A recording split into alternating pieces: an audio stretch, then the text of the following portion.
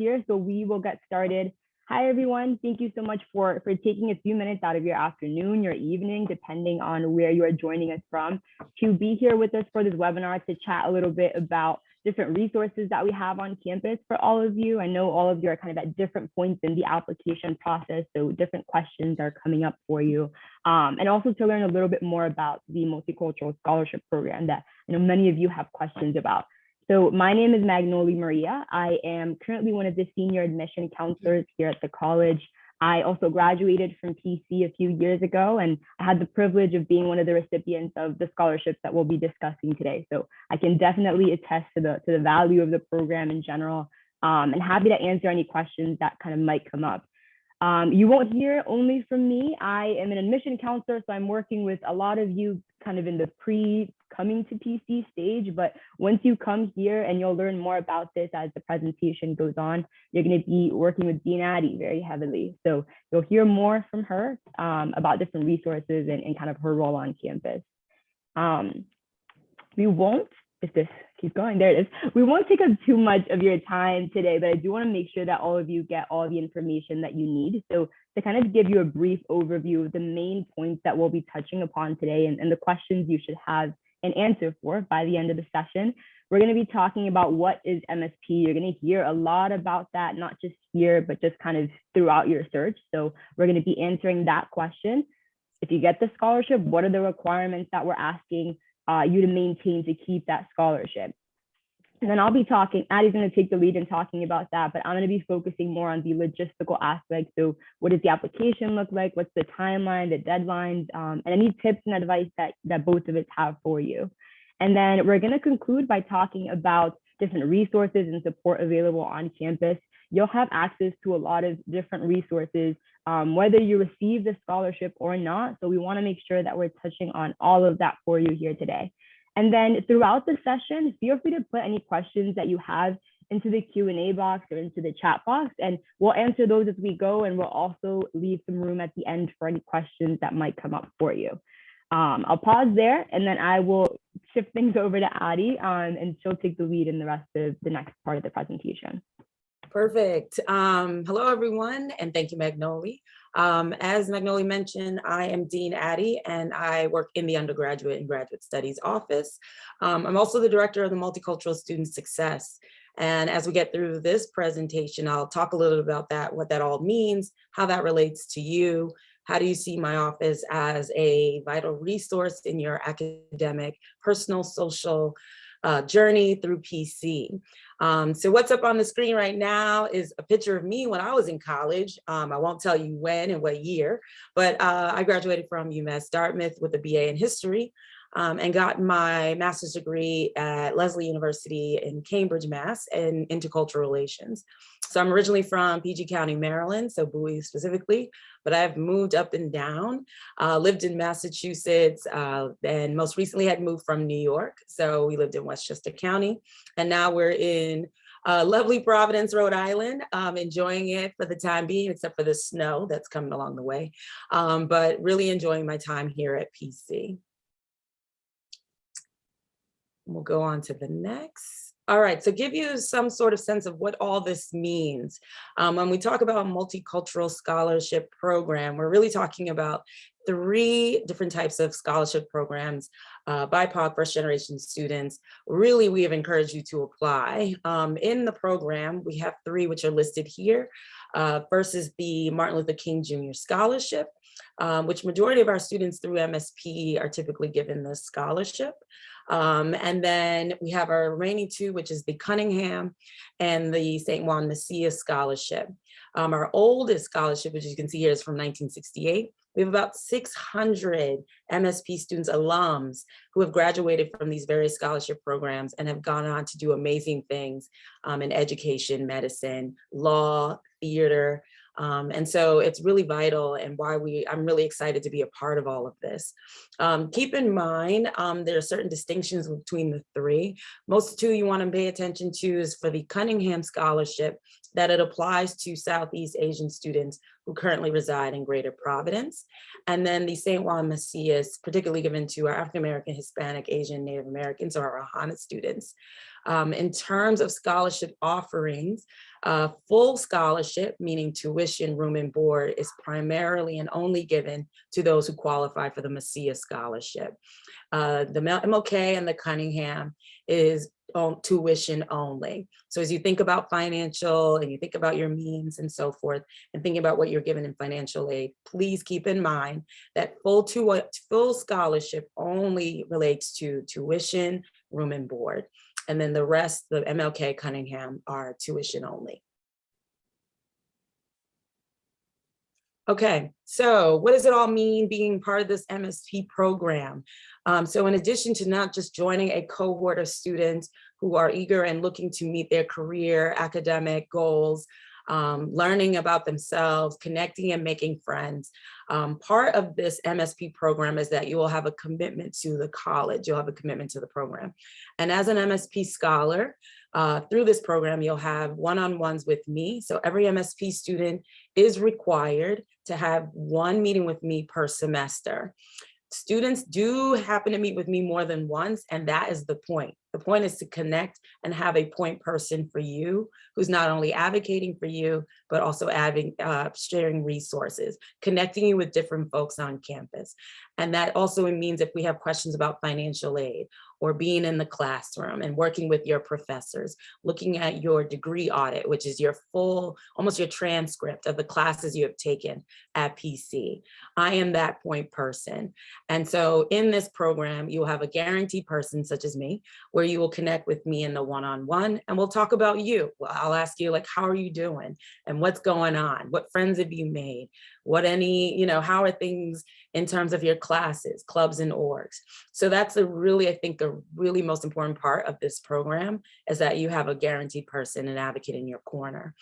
Other things that we do in the program for MSP is that we have a monthly scholars meeting, which we have one coming up for current students tomorrow. We have our first back to school meeting. And meetings I use loosely. It's a way for the entire cohort, group of students, which currently right now there's 103 MSP scholars in the school. And so we get together once a month. And the point is that you get to see your peers.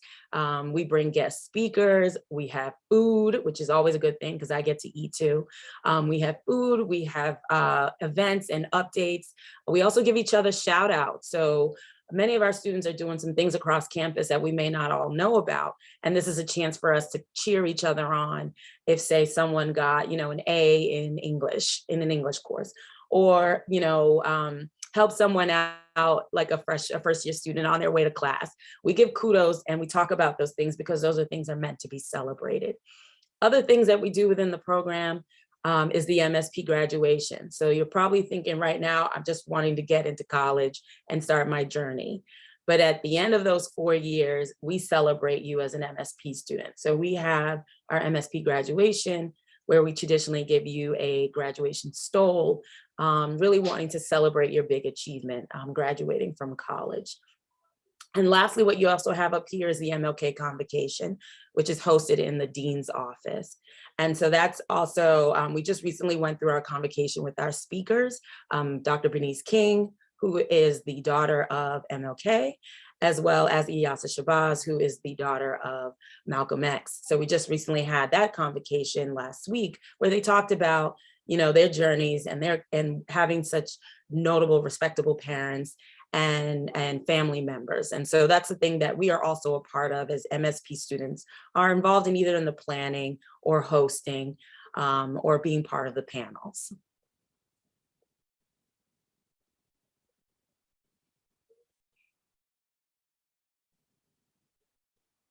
I know they want me to. I just realized I got ahead of myself with this slide earlier, but this is essentially a lot of the same thing that you were talking about. I do get questions about sometimes, and I'll just chime in really quickly. I do get questions sometimes about like, what if I got a merit and an MSP scholarship? And so I don't know if you have any other insights to share with that, but typically what I tell people is like, you might be a partial recipient of one of these scholarships. So that's also something that we keep into consideration when we're kind of looking at everything. Right. So with the three MSPs, we primarily look at from your financial need. You may receive other scholarships, PC grants or aids that will strictly pertain to your academics. For the Multicultural Scholars Program, there are certain things where you will need to be Pell eligible. You will also have to show significant means. So financial aid will look at your EFC. And I'll get, if none of this makes sense at the moment, please put those questions in the chat. We would want to answer them so you have a full grasp. But the MSP program is not necessarily based on your academic performance, because the goal is that you want to be motivated to come to college. And what we're really looking at is your financial picture first. And then once you're in through the program, we'll start talking about your academics and how we can best get you the help or the support, or just continue, like I said, being that cheerleader as you go through your 4 years. All right, so to remain in this MSP program, all students must maintain a 2.0 GPA. And what we talk about is semester GPA. So every semester, at the end of each semester, fall and spring, myself, my administrative assistant, Debbie, she and I look through and check each and every one of our students' GPA. To remain and keep your scholarship, you must have a 2.0. Please keep in mind, the college has a standard GPA, which is also a 2.0. If you fall below a 2.0 by the college, you fall in probationary status. And so with our scholarship, that also means you either fall in probation or you are removed from the MSP program. Those are things of discussion, not meant to heighten, but we want to keep you in mind that the college has a GPA of 2.0 as well as MSP. And then also to remain in the program, as I mentioned before, you will have your semester meetings with me. That is an absolute go. You have to have your meetings with me. You'll also have to attend our MSP scholarship meetings. And this also says to assist with diversity recruitment events, which many of our students love to share with incoming first years about their experience at Providence College. And so we encourage that, as we want you to be able to, as we think of our upper class students who are in these programs, they love to talk to students in terms of what they're getting out of their experience. And then lastly is every MSP student, once accepted and beginning to matriculate, you will be asked and required to attend our transitions pre-orientation program, which I'll get into later, but that takes place in August. Yeah, and I'm going to shift over to talk a little bit more about the logistics. But before I do, Addie, somebody just asked if you have to be first generation to be considered for the scholarship. No, you don't. So when we say MSP, we're talking, yes, BIPOC and first generation students. The makeup of you, primarily you will see our BIPOC students, and those also intersect with being first gen, but you do not primarily have to be a first gen student to be in the program. Good question. Yeah, thank you. So kind of shifting over to some of the logistics, how you can apply if you haven't already. So when you're completing the Common App, what we do is if you check off that you identify as a person of color, then you will get immediately after submitting your application, you'll receive an email basically saying you qualify for the scholarship, this is where the application lives, et cetera, et cetera. If you have no idea where that is, it's in your inbox, or you maybe didn't get the email, that's totally fine. So what you can do is you can log into your student portal. And if you don't have that login information, I'll put my email at the end, let me know, or let your assigned counselor know, and they can give you access. But if you go into that portal and scroll down past your application checklist, you're going to see this banner right here. And so you can just click that banner and it's going to redirect you right over to the application itself. The application, it's not too complicated. It's going to ask you some kind of basic information about yourself. So your name, email, all that kind of fun stuff, but it's also going to have an essay prompt. The essay prompt is right here in the top right. And essentially, kind of like Addie mentioned a little bit earlier, we would love for you to have great grades and we hope you do, but it's not an academic scholarship. So the application, the essay, and all these other things talking about your involvement, it's going to be your opportunity to really showcase yourself, your values, and kind of how you see the program being a good fit for you. So the essay prompt is going to ask you to tell us a little bit more about yourself and essentially how you think you can help contribute to the legacy of the scholarship, and what you think you could bring to campus, how you see yourself being kind of a fit and a leader here. When we're looking at your application, we are looking for a lot of those kind of leadership qualities, like how can you contribute? This doesn't mean that you need to be involved in every single club and president of this and captain of this. It just kind of means that we want to see that potential in terms of what you may be able to like add to campus and to the environment here in general. There is a 300-word maximum for this prompt, so it's not too long. We're not trying to stress you out with the essays. It's really just meant to kind of give us more insight about you that maybe like we wouldn't be able to read just off of your general application and essay. And then we're going to ask you in a smaller prompt, and the other one is not capped by a word maximum, so make it as brief or long as you'd like. It's going to ask you to elaborate on your involvement in terms of your community and your school. Maybe you weren't able to be involved because you are working or you're helping at home. Like all of those things are equally as important. So I always make sure to tell people, like, if you weren't able to be in sports or a club or whatever it may be, because you had to babysit siblings or just contribute financially, we want to know as well. So make sure to highlight that stuff and tell us a little bit more about how you think that kind of plays into the scholarship and the information that we've talked about today. So those are kind of the logistical things with that. This is a little bit more talking about deadlines and kind of what we do. So we, in the admission side of things, we want to see the admission phase one of things essentially play out. So some of you in this webinar today have already applied and been admitted. Some of you just went through our deadline on January 15th and you're waiting for a decision. So I do want to recognize that you're all at different stages there. So we're going to let that kind of deadline pass. We're going to start evaluating all of your applications. And then the next deadline you want to be aware of is the application that I just mentioned before. That's due on February 15th. So that's a really important piece, is make sure that you have that done by the 15th. Outside of the actual application, because we keep emphasizing financial need and wanting to make sure that that goes to somebody who financially needs it. I said the same thing twice.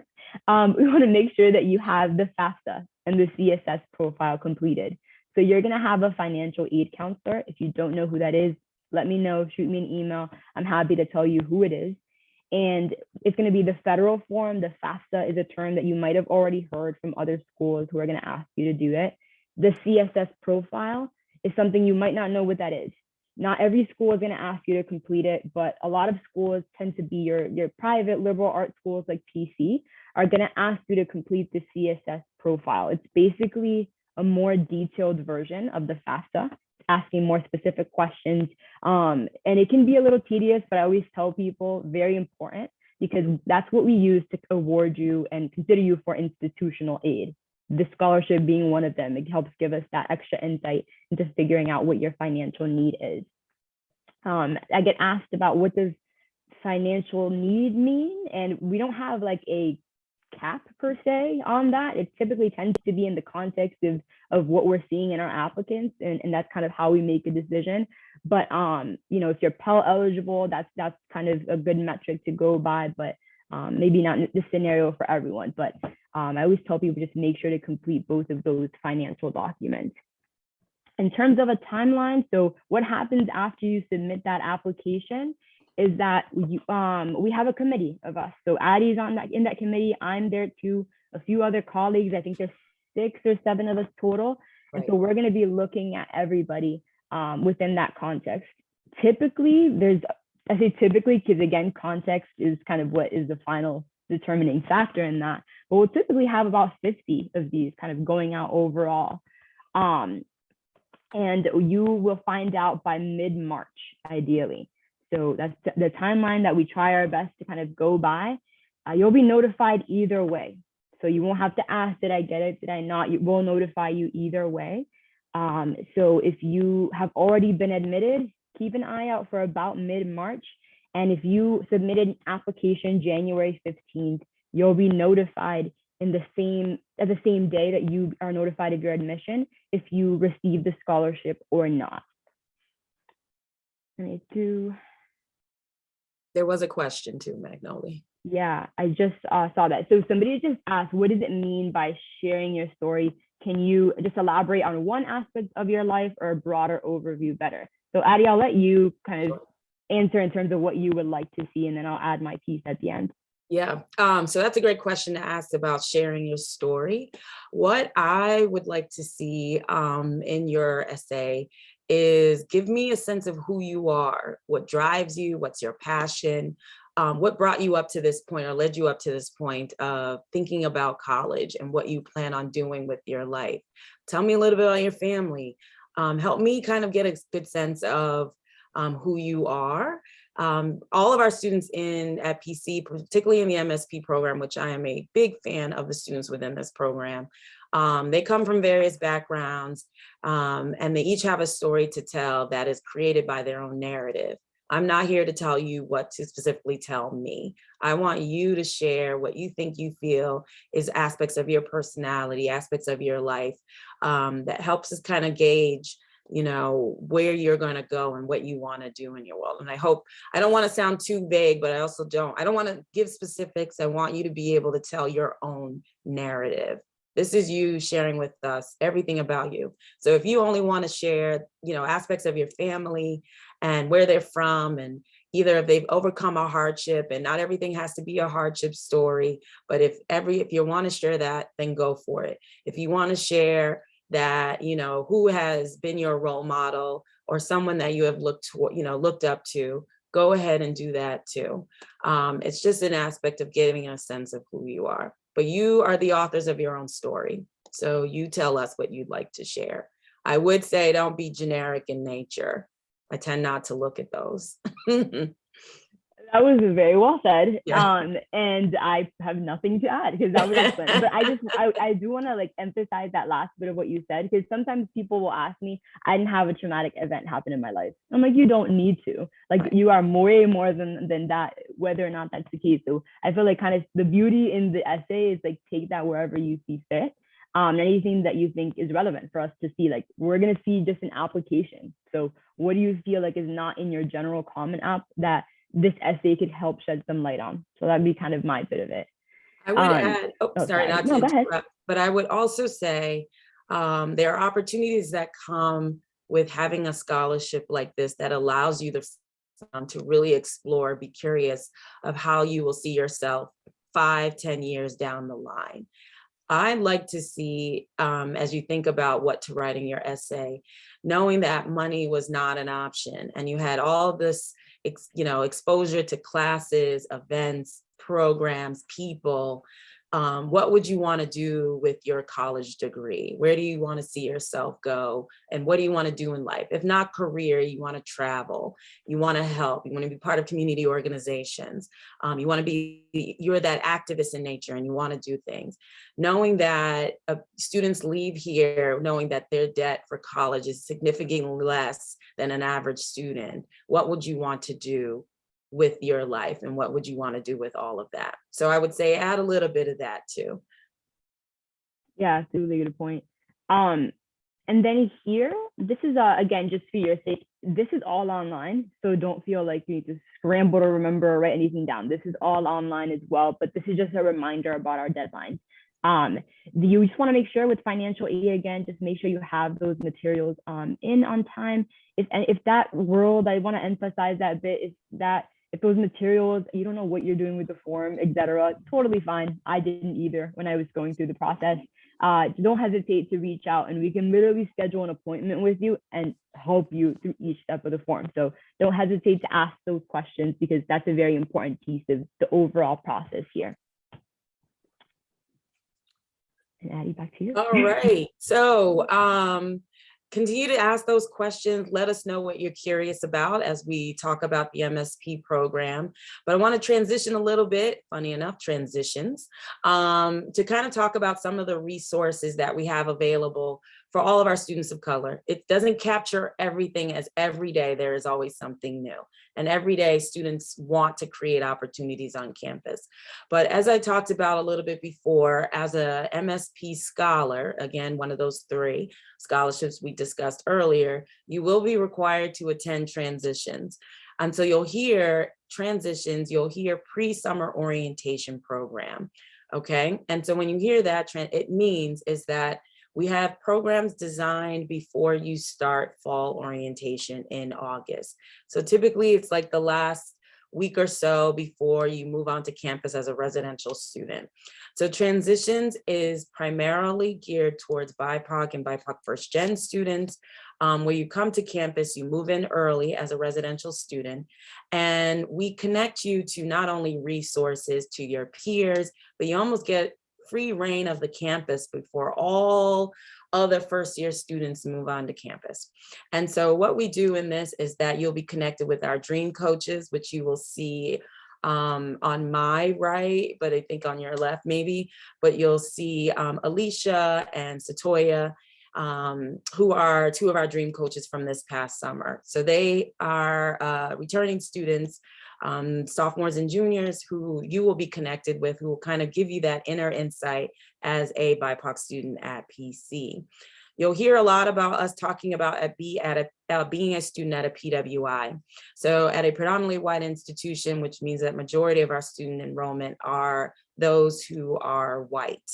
And at a PWI, being a BIPOC student at a PWI comes with its challenges, its bit of navigation. Transitions is designed to kind of discuss those things that you may be experiencing, things that you're curious about. What does it mean about being the only one in a classroom? But we really want to make sure that you are prepared and also have resources to kind of help you navigate those things. We get into a bit of financial aid. We talk about our course curriculum.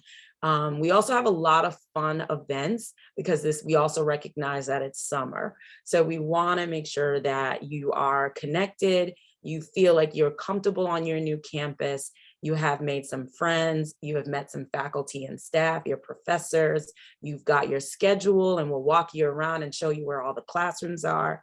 All of that will exist within transitions. I saw something pop up really quickly about staying on campus if it's required. Yes, as part of transitions, unless you are a commuter student. Commuters do not have to live on campus while participating in transitions. You will only move on campus if you are a residential student. However, as a commuter student, you will be asked to join us and meet us at the start of the program through the end of the program. All right, so other resources available to you that you'll hear about not only through transitions, but in many other formats like the one we're in tonight. Horizons. Horizons is designed, and it's through our Office of Transitions and Leadership, is primarily for students of color. And so kind of the segue after transitions is that there is an overnight retreat for BIPOC students that then you will get connected to Horizon counselors who are also returning students. So it's a really great connection point after transitions. We don't just have you go through transitions, go through orientation, and then we kind of leave you alone. So we also then connect you through Horizons, which there is an application process, but that'll be discussed later in through orientation. But that's a great program. A lot of our MSP students become Horizon mentors. A lot of our first year students are through Horizons. Another one at the bottom is PMP, that's the peer mentoring program. So if you are first gen, this is a great social organization, a group that connects you with a peer mentor who is also first gen. So that person may be a sophomore through senior. And so you will have another support person, another point of contact, a student who has been navigating, PC as a first gen. You will also have that through this program. And I'm just showing up here as well as an event that was hosted by the Center for Orientation, Transitions, and Leadership, which nationally, there is a National First Gen College Student Day. And so the college hosts that as well. I put Emily's information there as well, but it's usually typically on November 8th. And so that was a full-on day hosted by PMP where they had guest speakers and giveaways. But it's the idea to celebrate you being first gen and sharing with our college, the students who are here on our campus. So some other things through the Multicultural Scholarship Program as an MSP scholar, just kind of give you a snapshot of some of the things we have done so far. I love when I first started working here at PC, it has a huge quad. And so on the quad in front of Slavin, which is the student center, they have fire pits and these chairs and that students hang out. And so one of our very first things that we did as MSP was night at the fire pits. And so we were sat around the fire pits, we had PC blankets, some food, and we just kind of hung out outside in front of the fire, having conversations. Several faculty, some staff members joined us throughout the various days that we had this. So we almost had it like twice a month where students came and hung out at the fire pits. And then a couple of others here as well is that we have study break hours. We use one of the lounges in the residence halls and we had study break. So we had study break, like things you would need, pencils, pens, notepads, index cards, you could pick those up. We had snacks, food, so that way MSP students can have a space to kind of study or seek each other's help out if needed, if you have somebody in the same class or somebody who's taken that class. And then to give you an example as well, tomorrow, which is this one, this Thursday, January 27th, we have our first MSP meeting of the semester, and it's a drive-in one, so students can come and go for this one. But the idea is to check in with me, have some food. They're gonna make their own vision boards in Moore Hall, which I'll talk about later. But it's a space where a lot of students hang out. So we'll be there from 6:30 to 8:30 and just kind of hanging out, and students get to come by MSP and they'll make their own vision board. All right, so to keep going, just kind of giving you a continuous snapshot. Fuel Up Fridays is a new initiative this spring, hosted by several of us, but it's another way once a month on a Friday morning where students can come get some breakfast and connect with all of us. But it's also a way for students to connect with each other. So as you're making your friends and getting to know each other, we also want to share and really kind of bring BIPOC students together, as many who can make it, but to come out there. We have different guest speakers. So at this last one that we had representatives from the Career Center, have information out for students. You could take your photo if you needed to, like your professional photo if you're an upper class student, but the Career Center was there. We'll have other offices like Study Abroad. We'll also have alumni come and speak as well, and in addition to community organization. And then the other flyer just kind of shows you an event that's hosted by the Career Center called Real Talk.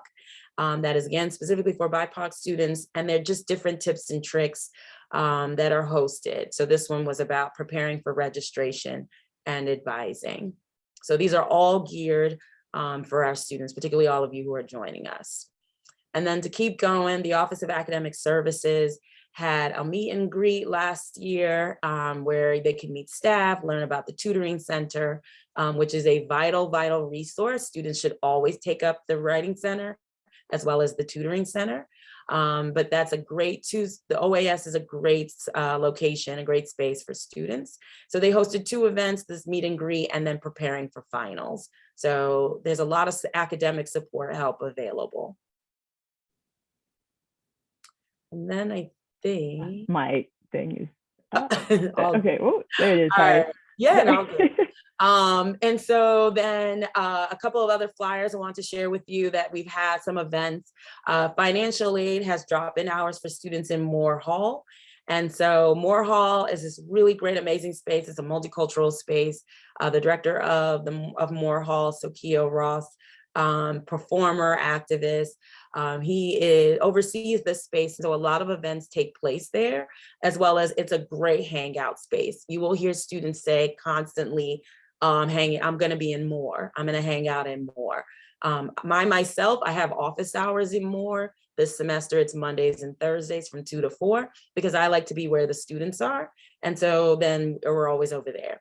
Another office that loves to be in Moore is the financial aid office. And so they've had drop-in hours. So if you have questions about FAFSA and CSS for particularly like this event that they had, they were available, the counselors were available in person to talk about loans, scholarships, any other funding options, any questions that you may have. So instead of going to chase after them, they came down to you. They always like to be with the students and be in front of you. And so another thing is the study abroad. That's okay. So we had a study abroad fair. So if you're thinking about not only, okay, college, but then you're thinking, I want to go and take classes in a whole other country, a different location. In MSP, we've had the Center for Global Education come and speak about study abroad. We actually have 3 students who are abroad right now in London. So they are in the semester in London taking Western Civ, which you will learn about later if you haven't already, about Western Civ, but they are taking classes in London. We have another student, he's a junior, and he is also at Oxford University in London. And as we know, Oxford is a very prestigious institution. And so he is taking classes in Oxford. So if you're thinking about traveling, students have gone to Spain, to South Africa, to some Western European countries and Eastern European countries. They have gone off to there. So think about that as you're thinking about what you want to do. And side note, your scholarships, so at PC, your scholarships, your financial aid, you can transfer those over when you go abroad. So you can use those. A lot of students will do that. And we do have a sister campus in Rome. So PC in Rome is a program, and that tends to be really popular for students. So you can go with like a cohort of some of your PC peers, or you can be a brave soul and go somewhere totally different on your own, but your scholarships transfer. Yeah, so that's another thing to keep in mind. Yes, I'm glad McNolly said that, because that students always wonder, how do I pay for a study abroad? It's let alone trying to figure out how to pay for college. Then how do I also pay for a program? A lot of opportunities come with your MSP that you can transfer that over and using the aid to pay for a program in a different country. Also, the college has a relationship with Santander Bank, which is the college's bank on campus. Santander offers diversity scholarships. So a lot of students have applied for those scholarships as well to cover the cost of going over to, say, London or Rome. And so you have many opportunities for funding. They want students to take advantage of going studying abroad. And then these 2 here, so I share these with you as we have current MSP students who are not only Feinstein Community Fellows, but also Community Work Study. And that's all through the Feinstein Institute. And it's all right if you're like, these are so many names and places and whatever. This is being recorded, so you can always rewind and go and watch it again. But Feinstein is an amazing program focusing on bettering and building our communities, specifically in Providence. And so they have a lot of nonprofits. And if that is your level of experience or interest, I definitely will encourage you, once those applications open up in the fall, in September, October, is to look into Feinstein.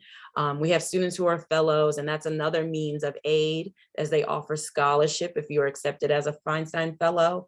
And then community work study. If you see in your financial aid packet that you have been allocated work study, and you want to also couple that with community service work. Many of our students are placed in schools. Many of our students are also placed in community organizations. This community work study where you can also get paid to be doing those things. So we have students in both those programs right now. So I'm happy, if you want to learn more about that, or also Google them, Feinstein PC, you will find information about that. All right, and then another thing that our students, that we encourage our students to get involved in, and you as first-year students, entering first-year students, you will be asked and required to really explore our clubs and organizations on campus. And we have quite an array of affinity groups on campus, from the Board of Multicultural Student Affairs, which is the governing board for our different multicultural clubs and organizations. But we have Afro AM, we have OLAS, we have Motherland Dance Group, and many others, Student Congress, if you want to get into college politics. There are so many different groups on campus.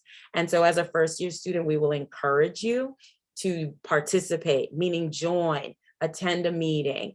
If you want to run for a position, go for it. But all we're asking you to be is curious and go and join a club and see what your interests are. And if it's not those, there's the swim team, there's theater, there's I think over 100 clubs and orgs that PC has on our campus. And so you will find something.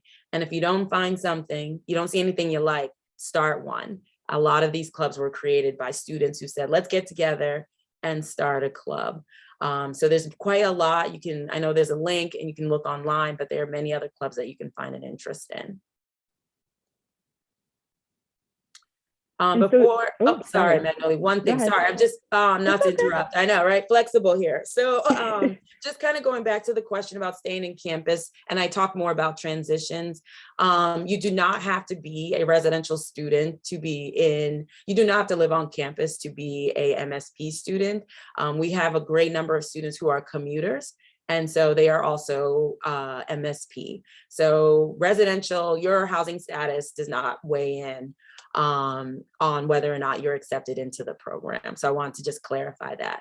But if you are a transition student and you are residential, you will live on campus. If you're a commuter, you will just join us at the start and the end of the program. Sorry, I didn't mean to interrupt. I was just looking at that question again. No, it's okay. That's a really important distinction. There it is. This is saying I was still muted. The beauty of technology. But this is the last informational slide that we have for all of you. So I just wanted to, as I'm wrapping up with the information, I just also want to start out by putting out a last call for questions. So as I'm talking here, feel free to put those in and we'll try to get to those or any that come up as we're kind of wrapping things up. But you've heard kind of all this different information, and hopefully all of you, if you haven't already, send in your application by February 15th for the scholarship and to put you into consideration for that. But if you haven't had the chance to visit campus or you want a refresher, I do want to highlight these different programs that we have. So we do pretty regularly, weekly, and even on the weekends, if you can't join during a weekday, we do information sessions and campus tours.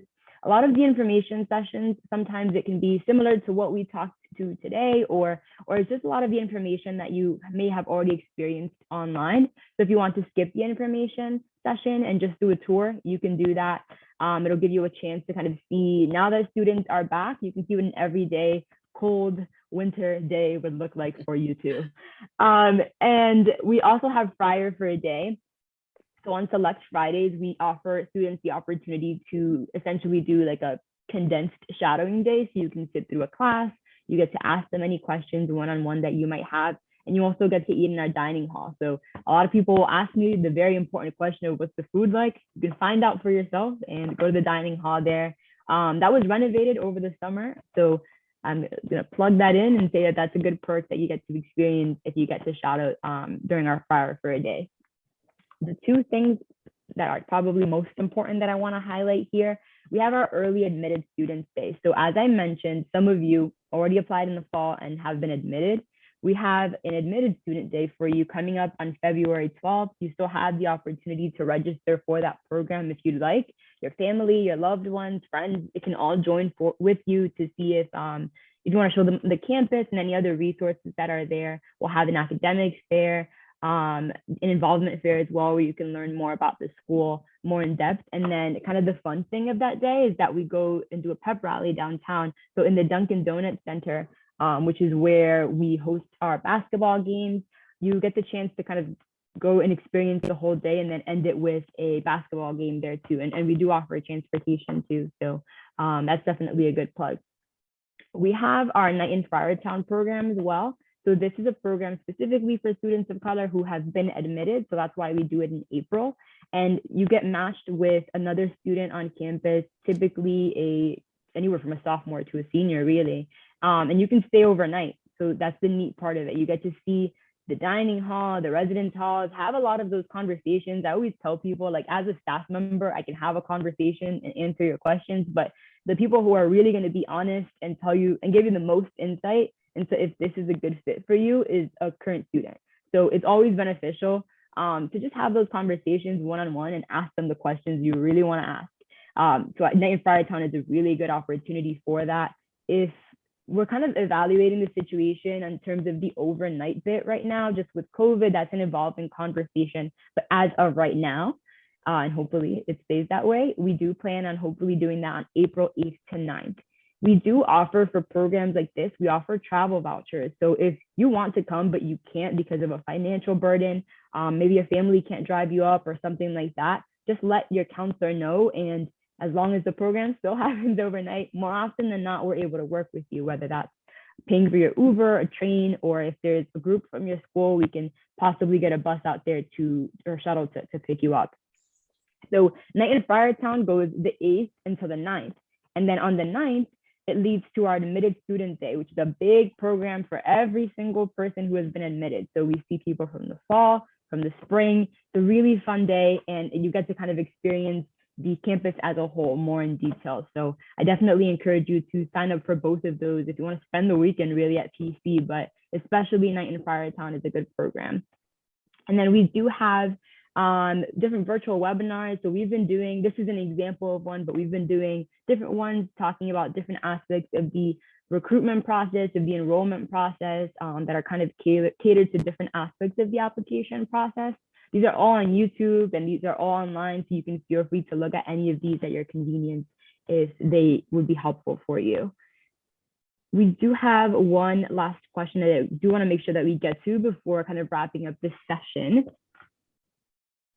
So I'll direct this question to you, but it's basically just asking if the MSP application is automatically, like if you apply, are you being automatically considered for all three, or can you apply to just one technically?